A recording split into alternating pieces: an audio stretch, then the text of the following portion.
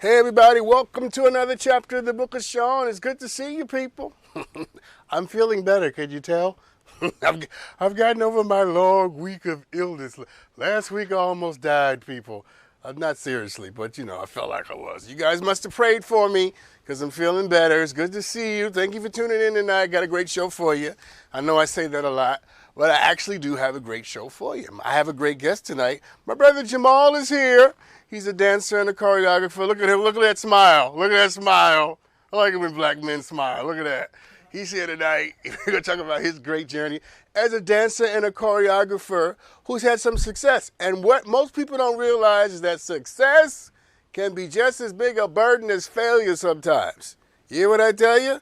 Success can drive you to drinking. And my brother Jamal has had a journey with success.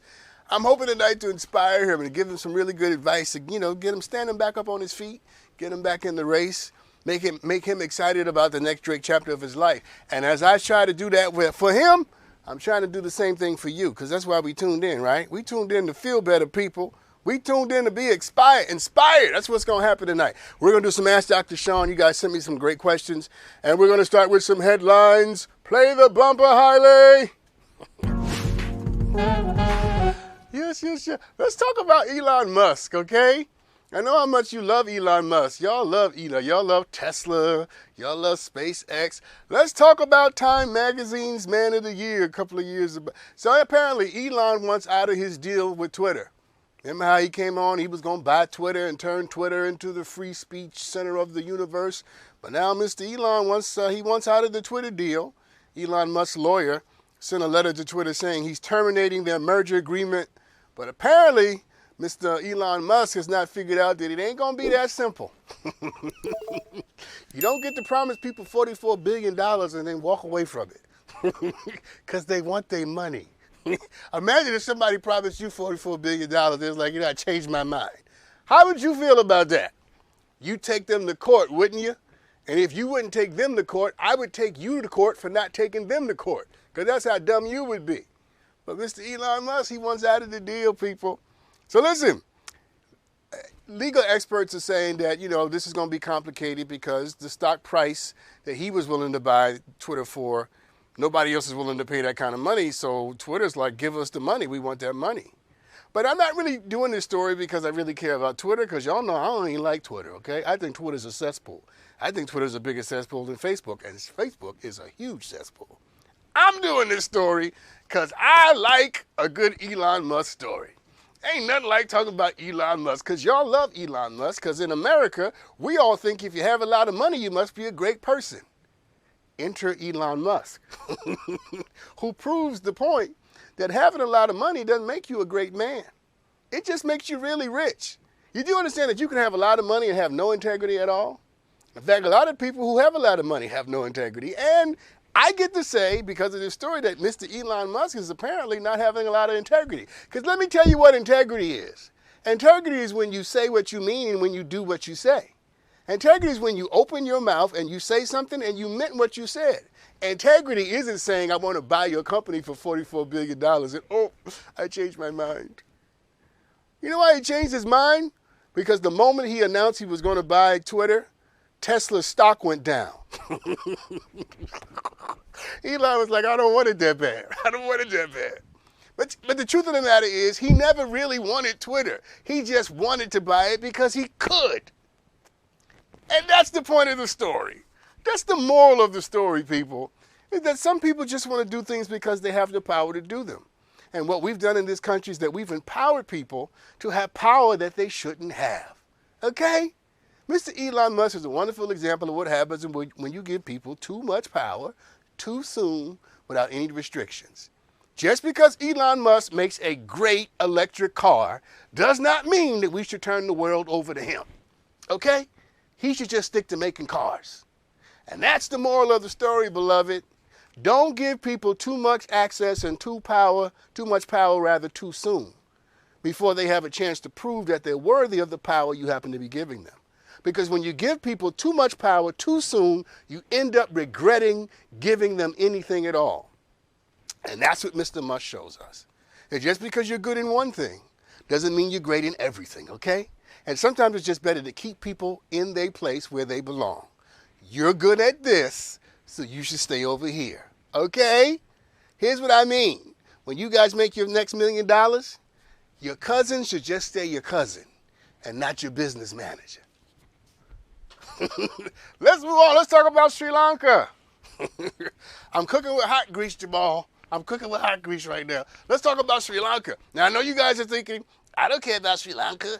I don't live in Sri Lanka. Shut up. You're going to care about this in a second, all right? This is going to bless you because you guys have seen all the people, who stormed the presidential palace and they were swimming in the president's pool, right? 100,000 people stormed the president's palace because they're protesting what's going on in Sri Lanka, all right? That's not 100,000. There we go. That's a better photo right there.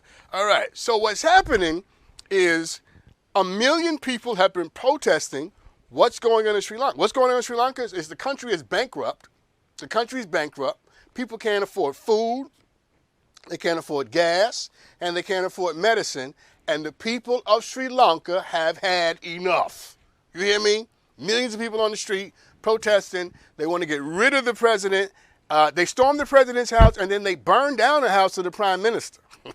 The people of Sri Lanka ain't playing, man. You know what I'm saying? They not playing, Jamal. People of Sri Lanka have had it with their politicians, okay? And I'm bringing you this story. You ready for this? Lean in closer, because I need you to understand what can happen when people really get tired. When people really get tired of being messed over and played with and just drug around, people really do have the power to change what happens in their country. Money is not the greatest political tool. The greatest political tool in any country is the power of organized people. When people organize themselves and they decide that they want things to be different, nothing in hell can stop them. And that's why it's important that we see the people of Sri Lanka doing what they do, because I'm hoping at some point the people in this country will decide that we don't want to be a part of a system that keeps poor people poor, and brown people and black people under the heel of oppression, and women marginalized, and LGBTQ people rejected. When are we going to decide that we've had enough? You know what I'm saying? And for all our political elites, all the politicians who hoard all the power and all the money, you better watch what happened in Sri Lanka. Because when people get tired, and they really get tired, they're not trying to hear it no more. You see, when it's all said and done, when you just factor everything in and you make it really what it's about, powerful people just want you not to care about what's going on in the world. They want you not to care about hungry children or disrespected women or dejected queer people. They want you not to care. They want you to be so wrapped up in whether or not Khloe Kardashian is going to have another baby with Tristan Thompson. They want you to get so wrapped up, in, I don't know, whoever, give me a name, Jack Harlow. I don't know where I got that from. I just pulled that. So they want you to get wrapped up in that so that you're not paying attention to the world you actually live in. And that the only world that you care about is the one in your phone. So you live with your face in your phone, and all around you, your air's dirty, your water ain't clean, you can't afford gas. You know what I'm saying? Have you gone to the store to try to buy some food? they don't want you to. They don't even want you to notice the prices, because the more distracted you are, the more they get to hang on to power. But at some point, beloved, you're gonna have to pay attention. You're going to have to stop thinking about all the craziness and stop gossiping and worrying about drama just for a little while. And I think all the little gossip shows and the drama shows, they have their place. But at some point, you're going to have to pick your head up and realize that the only way you're going to change the world is if you work on actually doing it. Speaking of that, I found a story that I think we should talk about. Jamal, listen to this. Did you know that in the last 6 months, this is going to shock and amaze you, okay? You're going to need a drink after this. In the last 6 months, 71 million people have fallen into poverty. Yes. You see Jamal's face? Show Jamal's face. Jamal's like, he can't believe it either.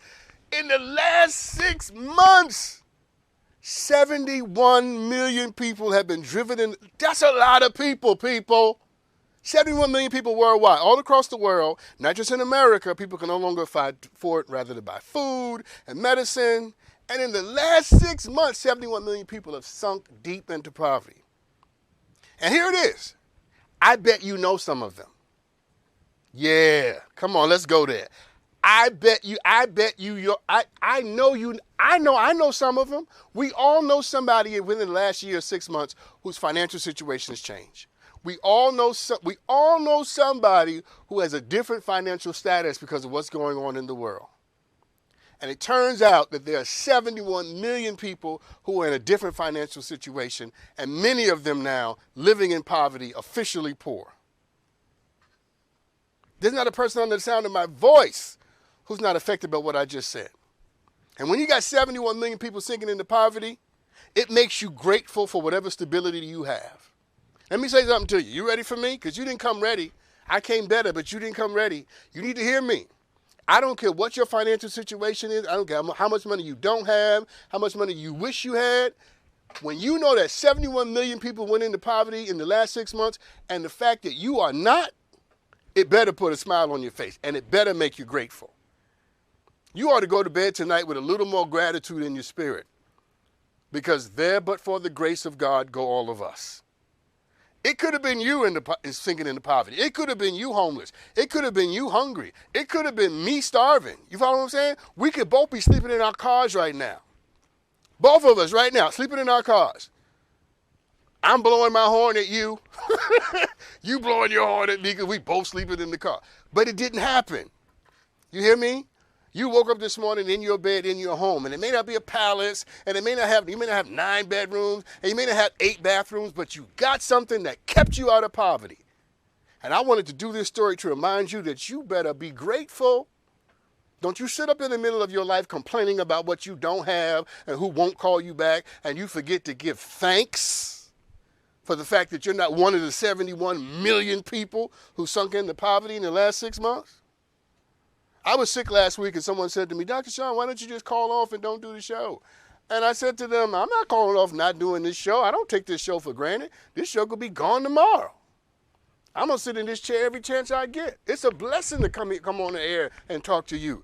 And every chance that I get to do this show, I'm going to do it because I don't take the blessing for granted. You ready for me? Do you know how blessed you are? You know how blessed you are? Your life ain't perfect. Everything ain't wonderful. All your bills ain't paid, but you can still be blessed. And you know how I know? Because 71 million people sunk into poverty in the last 6 months, and I'm praying that probably you were not one of them. Let me do one more story before I bring out Jamal, because I can't wait to talk to him. Let's talk about Pope Francis real quick. You guys know I give the Catholic Church a hard time. Okay, I give the Catholic Church a hard time. Not because I don't like the Catholic Church, but I just have a problem when you don't like gay people and you don't like Black Lives Matter, but you have a history of abusing kids. You know, it's called hypocrisy. Y'all should be loving everybody with your little track record. But I do like Pope Francis, and here's why. I got 2 minutes. Pope Francis recently announced that he is appointing women to a special committee in the Vatican that chooses bishops. And for the first time, women will have a say in who gets to be a bishop in the Catholic Church. For the first time. For the first time, women will be a part of the discussion about who's going to lead the Catholic Church. Shout out to Pope Francis. I don't always agree with him. I don't always agree with the Catholic Church. But when it comes to this, shout out to Pope Francis. Now, all of us who have good sense know this should have happened a long time ago, okay? Women should have been a part of a discussion a long time ago, because if you can take money from women, then women should be at the table to deciding who should be the leaders for how to spend that money.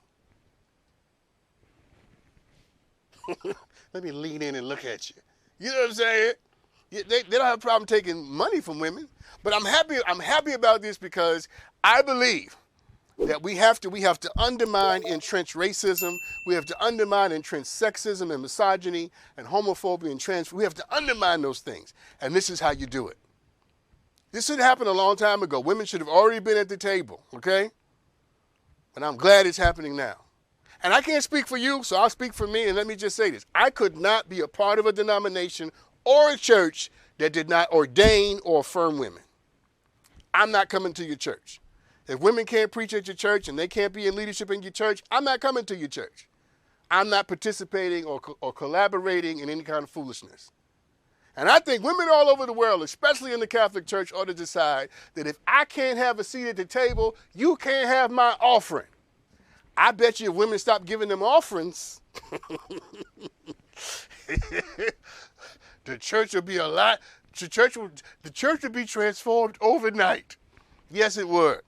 And to all my sisters out there, I'm kind of joking, but I'm kind of not. Sometimes the only way for you to get what you want is for you to take a stand for yourself. Because apparently the men in the world ain't going to do it. I'm not saying, you shouldn't give your offerings or you should pay your tithes or you're not. I'm just saying if women in religion and in churches stop paying their offerings until they got equality and respect, they'd have equality and respect overnight. So you can either take that as advice or you can even take that as me just doing headlines. I don't know. But headlines are over. When I come back, I'm talking to Jamal. We're going to talk about dancing. I would have been a terrible dancer because I can't dance at all. We'll be right back with more Book of Sean for you right after this. Welcome back, everybody. So we all have dreams. We all have things that we want to do and wish we could do and have been dreaming about doing. Some of us actually get to live out our dreams. And then when the dream happens, you end up realizing that, interesting little dream I had. Well, my guest tonight has a very compelling and interesting story, and I'm going to wait to tell you who he's worked with. He'll tell you that in a second. But tonight, our job, together, you and I, our job is to get him back in the game, okay? That's what we're going to work on together. Welcome to the show tonight, Jamal. Hey, Jamal, how you doing? Good, man. How are you? I'm doing very well with your smiling self. So let's get right to it, Jamal. All right, you're not gonna smile me out of focus, okay? Let's get right to it because you are a dancer and a choreographer, but I understand that you thought about retiring, and what I want to know is what was going on, or what is going on that made you want to even consider that. So at the time, I had just got, I was about to, consider leaving LA. I was, working, you dance, you do things, but oftentimes, you have successes and people see the celebrities and they see the big names and the red carpets. And I always tell people like, hey, you don't make what the artist makes. You make whatever you get, you taxes, agents, everything else. And then along with just living in Los Angeles. And the older I got, I just said, I can't depend on family to do certain things for me. I can't keep calling people, say, hey, I need help. Hey, I need this. Hey, I need that. So I thought just, as a man, be responsible and go get a job that's going to just, give you some stability. And so it was mostly about the stability mentally, emotionally, physically that made me say, okay, I think that I might need to just retire. Just because you feel like you keep getting the short end of the stick and people say, keep holding on, but you don't want to hold on so long that by the time that great thing comes, you can't appreciate it because you so damaged by everything else that has happened throughout your career. Let's stay there for a second because we don't often get to hear people love to talk about their successes and victories, right? But people don't often talk about the struggle. And what you've taken us into tonight is the struggle. Tell me what that felt like, because you've told me the story as a matter of happening. But what did it feel like for you to wake up and have that insecurity every day? It gets very, very uncomfortable, especially because in entertainment, what we are taught is to entertain. We're taught to give you a show, to put on a show. So that happens through our social medias, through when we're performing, or just through your everyday life. And you start to just feel like a liar. You start to feel like I'm just giving people false hope because I'm not telling them what's really happening. And oftentimes people want to hear, oh, just be positive, and it's like, but there are negative things that are happening. So when are we going to address those? Jamal, hold on a second. So if you could go back right now and say what was really going on, right? Okay. What would you say? So at the time I was driving Lyft, to try and take dance classes. But Lyft had hired all of these car people to be on the road. So I think I was making like $50 a day, and it was like 6 hours. I wasn't making a lot. Um, rent started to go up, gas was going up here in LA. The dance studios were getting bought out. Gentrification was happening. So classes went from $11 to now $20 a class. And now you're paying for things for auditions, and the job started to decrease. So you went from making $1,500 on a job to now it's like, hey, can you come do a music video for 250? And that's not happening. I fell Jamal, behind on car notes. Yeah. Jamal, Hmm. say this after me, okay? Matter of fact, Yeah. close your eyes, Okay. and just say this: Yeah. I'm drowning. I'm drowning. I'm drowning. Mm-hmm. Yeah. Mm-hmm. And that's what began to happen. Basically, No, no, no, behind no, on no, car no, no, notes, no, then no, you're no, no, no, behind no, on no, rent. no, no, no, no, no, no, no, no, no. I'm here to work today. I'm here to work, Jamal, Oh, okay, and go ahead. Go ahead. I'm telling you why, because a part of what I want to get to tonight is getting you to the place where you don't rush past your feelings, okay? Oh yeah. Where you don't rush Hmm. past your feelings. So I just had you repeat, I'm drowning, because Yeah. I took everything that you just gave me and put it in one sentence. And when I said that, you just rushed right past the drowning. Why do you do that? That's just. I think that's a defense mechanism. We're taught to, feel, but to keep moving. You're always taught to keep going, to keep working. Um, this happened. Don't dwell in it too long. Keep going. And I tonight, what I want to do, a part of what I want to do tonight, is to undermine that, because I think that which is not faced cannot be defeated, right? And that Mm. which we will not name, we cannot overcome. And so during the course of this conversation, I'm going to stop you every now and then and say, slow down. I need you to feel that, because that's the way out. All right, so let's move on, because I want to make sure I tee this up right. So Yeah. you're going through this moment, um, Hmm. and you have a seminal opportunity come along, Yeah. that a lot of people would just love to have, right? So Yeah. so tell everybody watching about this seminal, genuinely amazing opportunity. So I was packing up my car, and I got a call from one of my friends, and he told me to he wasn't going to an audition, and he asked me to go into his place. He said, can I'm going to call and see. So it was a private audition, and I went into his place, and it was for Beyonce's homecoming. And so I went, and I ended up getting the job, and I choreographed Beyonce's homecoming. You see, you sound unemotional. He said that. Isn't that exciting? It's just, are you over it? I mean, what is it? Oh no, I mean, like, it's exciting. I mean, it was one of those things, it was exciting to me. Of course, it was very exciting. It was definitely life changing. Uh, Okay, wait, and hold on, I'm a Jamal. So when you got the call and you knew you had it, right? The job was yours. How did you well. respond? That's not the way I actually found out. So Okay. I thought I did not get it. So I was actually leaving the next day, and my cousin asked me to come to his birthday party. And some people from her team were there, and they said, "Hey, we've been trying to find you, but we didn't know, like, you don't have an agent, you don't have certain things that we normally go through." And I was like, "Yeah, that's very true." And it was like, "Hey, so rehearsal starts Monday. Are you interested?"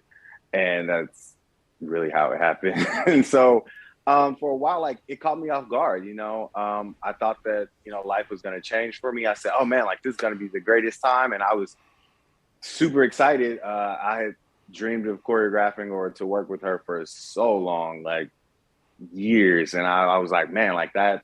It just felt like that weight that people tell you to wait on, Yeah, like that yeah. was finally happening. So okay. So I'm assuming working with her was amazing, and that she is everything that we all imagine her to be. Um, Yeah. I've only heard great. I had a stepdad on the show, so I've only heard great things about her. Yeah. And so I know you can affirm that. But I understand that there was a negative thing that kind of came out of this, right? Yeah. And that's what makes your story so interesting, right? So hmm so what was the negativity that came out of this opportunity to work with one of the greatest artists and the biggest names in show business? Well, I was already in so much debt that about time I got off of the project and paid all my debt down, I still had nothing. So a lot of people thought, "Oh man, like you're rich, you're this." So people didn't want to help me as I tried to progress things that I wanted to do, or I received a lot of backlash from the dance community. Like not everyone, but there were people who I would go to dance classes and they would be like, "How did you get this job?" Or "Are you still doing that stuff? Like you got that by luck?" Or there were people who actually told me they didn't want to hire me because I got their dream job. Um, it just seemed like family and friends, like, "Oh, you Hollywood now, you this, you this," and it just got more and more negative. And here it is, I'm sleeping in my car on my cousin's couch from time to time, and I'm having to rebuild a life that everyone thought I had because of what they saw. Wow. Okay, that's a lot. Yeah. I mean, you talk about schizo. We talk about being schizophrenic. You talk about having a schizophrenic experience where you're at the Yeah. height of what you want to do, but you have hmm this very low reaction from the people Yeah. around you. So you're telling me when Yeah. you got this opportunity to work with Beyonce, people hmm automatically assumed that you were wealthy, rich, that you had gotten paid. Yeah. Well, no, I got paid, but like people thought, "Oh, like you're making millions, you're doing this, like things are like," they see what other people make and think that that's going to be associated with you, and that's not always the case. And a lot of what I did, I'm in a fraternity, and so a part of me was to teach a lot of stepping and a lot of the HBCU culture. I went to an HBCU, and so yeah, I received like death threats and all these crazy messages from like the Greek community, and like I was in these Are you like serious? Wait, hate wait, wait, wait, groups. wait, Oh wait, wait, yeah, wait, wait. oh yeah, Because you did this dance or designed this yeah, dance, you yeah. got death threats? Oh yeah, I was told like I'm giving away the culture and like who did this? Like we need to go jump. Like it was very crazy the comments I would see, but yeah, it was very intense. Like it actually took my anxiety to a whole nother level. I became really recluse and I just stayed to myself after that. Wow. I got to take a break, but really, I don't even know what to say. I can't imagine the response of people, right, to come with so much vitriol and viciousness when all you're doing is trying to pursue a dream and sort of live something out that you've been wanting to Yeah. do for a long time. When we come back from this break, Jamal, I want to talk about what this did to you, right? I know you just mentioned hmm it, but I'm gonna get you to slow down Okay. and actually talk about what this did to you, right? hmm Because I'm sure it did more than what you just said. So we gonna hmm listen. Who knew working with your idol would turn into this, right? Not because of Beyonce, obviously, but because Yeah. of people who are envious and jealous, and for people who don't understand. Not everybody who claps in your face understands what you're trying to do. Let's take a break. We'll be right back. Welcome back, everybody. Jamal, let me just ask you this clearly. So you did the choreography for some of the choreography for Beyonce's Homecoming, right? Yes. And in response to that, you got death threats. Yeah. Okay. Just a lot of hate mail. Okay. And during the whole break, I've been trying to figure out why is somebody sending you hate mail and potentially death threats because of that? Like, is there something else to the story I don't know? Like, No, Greeks, we're just really protective of our culture, but a lot of people did say like, they felt like you're giving away our culture, you sold out, those type of different things. It was Just people are just opinionated. Okay. To to the degree that they would sort of level this kind of viciousness in your direction. All right. So let me ask you this. Yeah.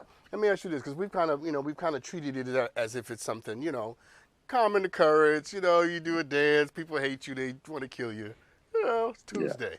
Hmm. Let's slow down and let's do a little work now because Okay. what did that do to you, honestly? Deep down, it really killed a lot of my confidence in terms of who I was and what I was doing. And most times, people think it's easy to get past, but when you're hearing things and you're seeing things and life isn't happening the way that you would think, it doesn't make it easy for you to continuously believe when you don't feel that support around. Um, but also as a dancer, what we do is we move and we emote what's inside. So a lot of what was happening inside wasn't allowing me to even move freely.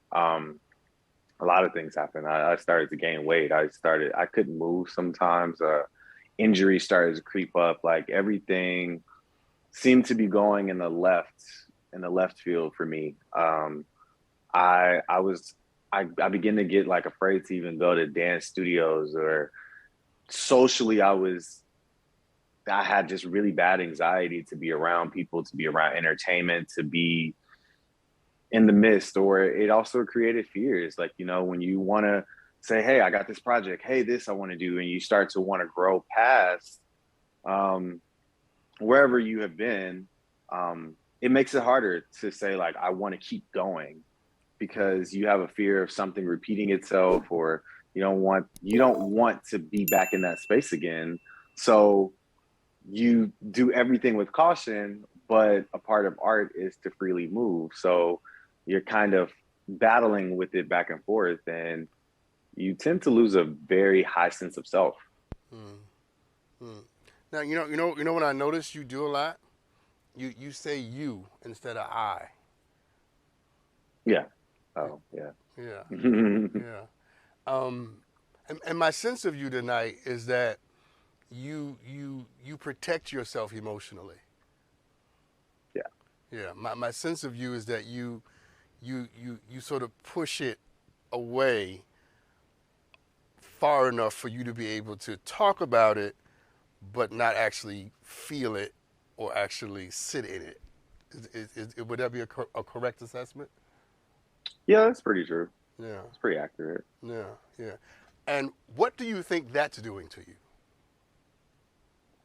you? Um, I haven't really sat and dissected that part, but I would think that by nature, just human instinct and survival mode, I've just been living in survival mode, and Mm, you do what you have to do to survive mm, instead of actually like thriving. mm. But you want to live, right? Of course. Yeah. And you want to excel, right? Yes, of course. And do more than survive, right? Yeah. Right. Yes. You want to live. You really want to Say live out I. other dreams that you have. I want to live. I want to live. I want to live out other dreams that I have, other aspirations that I would like to see, changes I would like to see in the world, changes I would like to see in the dance community, changes I would like to see in the Black community. Hmm. Well, you know what's interesting. I like you, Jamal. I like your spirit. Um, but I also have a deep sense of your hurt. I have a deep sense of your disappointment. But I'm wondering if you understand that there might be more to the message you can get out of this experience than a negative one. Yes, that is definitely something that that I'm aware of. I think that one thing after most of my experiences, and not just Beyonce, it could be TV shows and other things that I've worked on, other artists that I've worked for. You're waiting on payments and things that have probably still not happened or never will happen. You it's almost like you try to heal from it, and I try to those heal from around it. you. I tried to heal from it, and a lot of people don't allow you to heal. A lot of people Don't allow keep me pushing to you to heal. move. Allow me to heal. No, no, it's part of the work. Let me ask you: Do you still want to dance? You still want to be a dancer? No, I Really? don't. I don't. I don't mind dancing, but I enjoy the choreography, the creative directing side of it. Hmm. But dance, I don't. I'm gonna say like it. It's cool to perform. It's cool to do those things. But in terms of my personal goals, it isn't just my personal goal to say like, oh, I did the award shows or I've done all of that, and it was always for other people to be like, oh, this is their definition of success. And after you do it enough, it's not really successful to you anymore. It's just job and work. And I want more for myself. So it's not about being a dancer anymore. It's about doing things that relate to whatever projects you're working on that sort of bring you to the next level of what you're trying to be. Did I get that right? Correct. Okay. Of course, those things I think will always have dance be a part of it. But But here's my yeah, last question though. Are you ready to go through the gauntlet again? Let's say whatever you're working on right now blows up tonight. Are yeah. you ready for the gauntlet again? Because bright lights come with hot heat.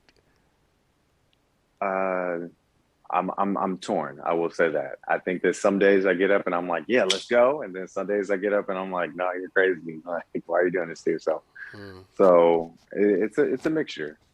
All right. So I'm out of time, but here's where we're going to end, all right? Because I think the story that you tell yourself about that first experience is an incomplete story.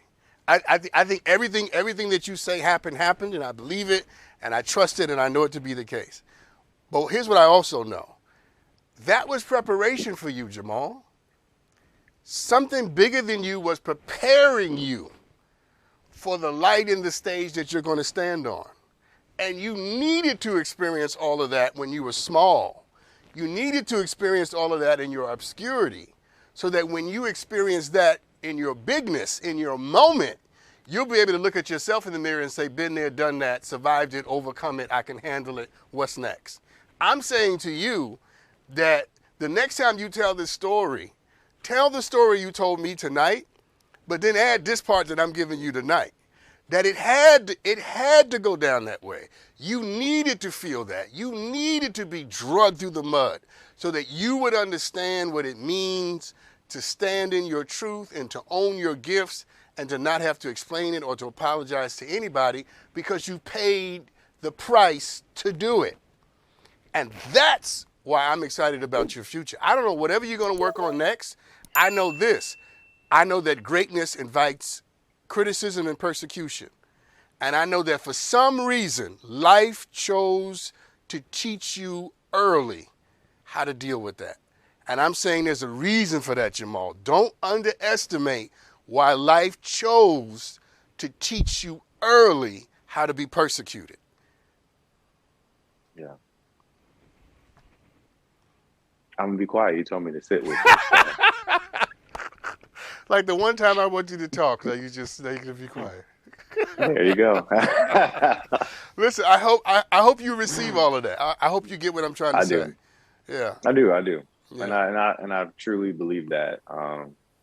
And I think that was a big thing for me is that moving past that fear, or knowing that and believing that are two separate things at times. So just being able to merge those and believe that you're gonna be okay, that you're gonna make it through.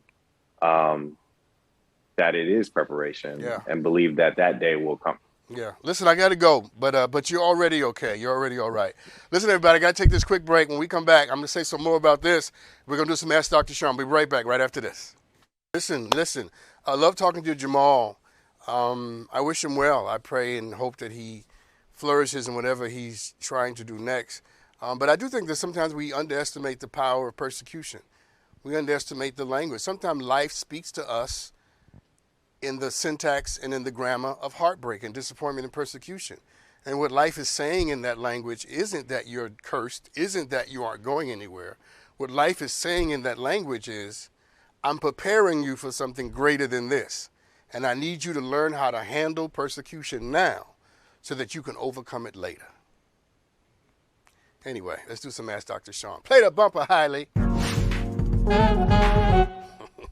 Hiley was quick with that. All right. You guys send me great videos, as you always do. I got another great one for you tonight. Let's take a look at this one together. Hey, Dr. Sean. I'm Kendra Steven, and I need some advice. Someone I know likes to dress really provocative when I invite them out, no matter where we go. Should I say something to them, or should I stop inviting them out as much? Well, there's a third option.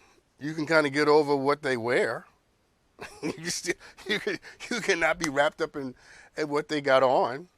You can decide that your friendship is based upon who they are and not their presentation before the world. I mean, I'm not a woman, so I don't really have the same reaction to what people are wearing in clothes and all that a woman might have. So I suspect it might be a little different. But just speaking from the only perspective that I have, which is the one that I live in, I just, if I was with someone who was dressing provocative, it kind of wouldn't bother me that much. I don't know, would it bother me? It was just, that's how you want to dress is fine with me. People are suffering. People are hurting. People are wounded. People have been crushed and bruised and insulted in their childhood. I just told you tonight, 71 million people just sunk into poverty in the last 6 months.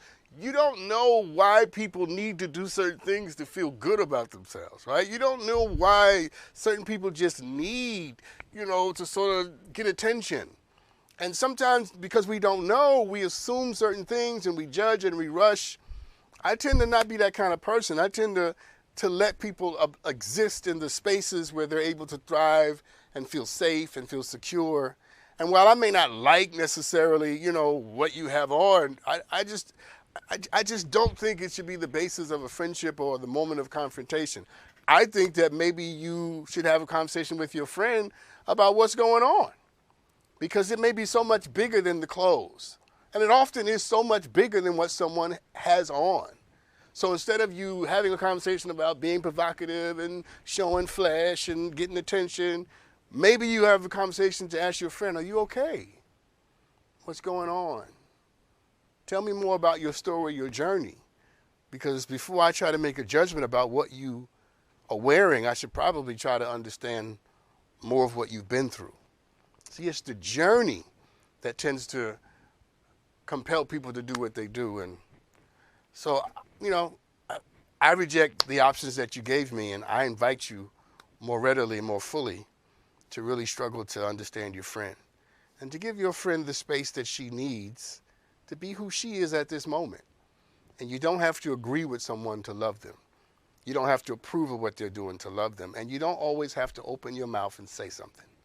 Sometimes you just need to leave people alone and let them come to the place where they're able to graduate and move on from the season of life that they're in.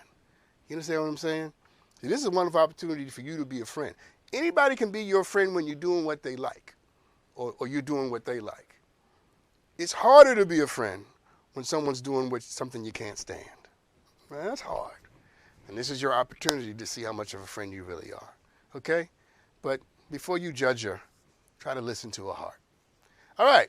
I got to take this break. But let me read this question first, and then we'll take this break. My husband only seems to get excited when he watches porn while we're having sex. His actions make me feel insecure, and I feel like maybe I'm just not good at having sex. Should I be insulted that he does this, or should I see this as a sign that he has a porn addiction? Well, I'm going to answer that question right after this break. Welcome back, everybody. So I read this question before I took a break. I'm going to read it again. My husband only seems to get excited when he watches porn while we're having sex. His actions make me feel insecure, and I feel like maybe I'm just not good at having sex. Should I be insulted that he does this, or should this rather be a sign that he has a porn addiction? Interesting question. And I was telling Steve over here that a lot of people actually recently have this issue or this problem where they kind of need porn in order to, you know, be thoroughly invested in whatever it is they're doing sexually. And it doesn't matter how beautiful the person is that they're having sex with in real life. It's because so many people are watching porn so often, right? That sort of wish, dream fulfillment, fantasy thing, we superimpose it. Here's my point. You shouldn't think this has anything to do with you at all, okay? This is clearly someone who overindulges in porn and now needs it to be stimulated even when the real thing is laying in front of them, right? Ready to go and excited about the moment. This is really about his journey, his issue, what it is he's dealing with. I don't know if it's a porn addiction or not, but I do know that it might be helpful if, you know, he has a conversation with a professional who can help him figure it out. But the worst thing you could do is make this about you not being good at sex, or you not being attractive. It has nothing to do with that. Because again, there's so many people right now who are watching so much porn that it's become the driving factor, it's become the standard, it's become the fantasy that when the real thing is in front of them, they still need the stimulation. And it's sad, really. And not that watching porn is sad, but what's sad is that we are so addicted to what's on a screen. We're so addicted to what we watch on our phones and however you watch your porn that we can't appreciate the real thing when it's in front of us. And it doesn't just apply to sex. It applies to a whole myriad of issues that people can no longer appreciate because we are so addicted to screen life. I kind of made that up. That was good, right? Screen life? We have like a digital existence. Here's my point. I think you need to support him in getting some very serious help and conversation. You need to not make this about you, your beauty, your ability, or anything like that. It has nothing to do with you. Nothing, okay? You could be the most beautiful one in the world. You could have the most voluptuous body in the world, and he would still do this, okay? Because he's locked in a whole pattern of things that he needs to get liberated from, that you can't provide that liberation for him. But you can support him, and you can encourage him, you know, to get help. All right, let's take a look at this video, because you guys always send me videos. Let's watch this one together. Hey, Dr. Sean. My name is Charmaine, and I want to know what advice would you give me to help someone that needs help with communication?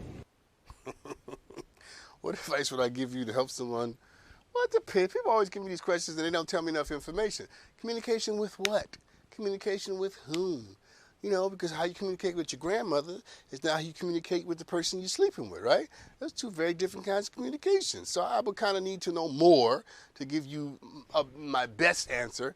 But I'll give you a provisional answer that applies to everybody in almost every situation. See, I think one of the most important things you can do with communication is to establish that the goal of the communication is never the communication itself. A lot of people try to talk and communicate just so they can say that we're communicating and we're getting better at it.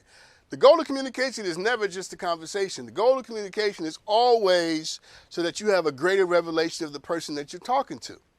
The goal of conversation is revelation.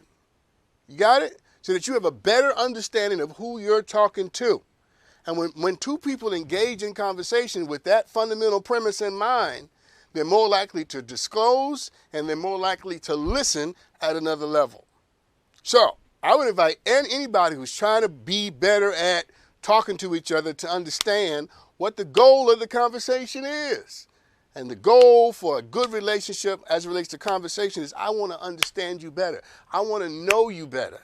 I'm not here to judge you. I'm not here to critique you or condemn you. I'm here to listen to your heart, to understand your journey, to climb down in your pain and to sit in your sorrow for a night or a season. Because I truly want to know you. And when people feel like they're talking to someone who really wants to know them, they're more likely to share those things about them that they would not share to almost anybody else. See, most people just want to be heard and we want to be listened to. And more than that, we just want to be understood. So the goal is always to understand. And before you engage in conversation or a series of conversations, make sure that both of you are clear. I'm just here to understand you, not judge you, not critique you, not condemn you, not castigate you. I just want to know you. And when people realize that they're in a safe space where knowing and revelation and understanding is the only point of what we're doing, you stand a better chance of having people really give you more of their heart. So good luck with that. Here's my last one. Someone sent me this. My best friend was recently proposed to by a man she has only been dating for 4 months. I never met him, but she recently showed me a photo of him. And to my surprise, he's a member of my church and he's married with children. Should I tell her the truth or just mind my business? You better tell your friend the truth as soon as possible. You better run and tell your friend that she's about to marry a married man with children. Tell your friend to run. Run, girl, you in danger. This man is crazy. Thank you for tuning in tonight. Thank you, Jamal, for being here. Listen, sometimes your dreams don't always live up to what you thought that they would. Even a dream can hurt, but you can handle it. Keep going, okay? Don't you give up. There's more life for you. Y'all be good to each other. And if you forget, I love you. How about that?